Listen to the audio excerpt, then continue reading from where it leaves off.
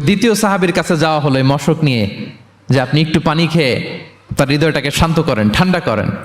তিনি যখন পানি মুখে নিতে যাবেন, পাশে আরেক ভাই চিৎকার করছে, পানি পানি, এক ফোঁটা পানি দাও।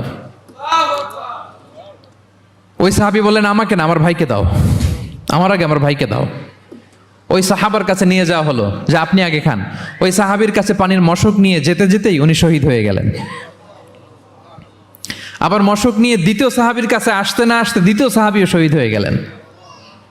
প্রথম যিনি চিৎকার করছিলেন তার কাছে আবার মশক নিয়ে যেতে না যেতে তিনিও শহীদ হয়ে গেলেন। সুবহানাল্লাহ পড়বেন না? ওয়ায়ুসিরুনা আলা আনফুসিহিম ওয়ালাউ কানা বিহিম খাসাসা। নিজেদের প্রয়োজন থাকা সত্ত্বেও মুমিনরা তার অন্য ভাইয়ের প্রয়োজনকে প্রাধান্য দেয়। আল্লাহু আকবার। এই হচ্ছে আমাদের ভ্রাতৃত্বের দৃষ্টান্ত। তাহলে প্রথম মেসেজ হচ্ছে মুমিনরা ভাই ভাই, মুমিনরা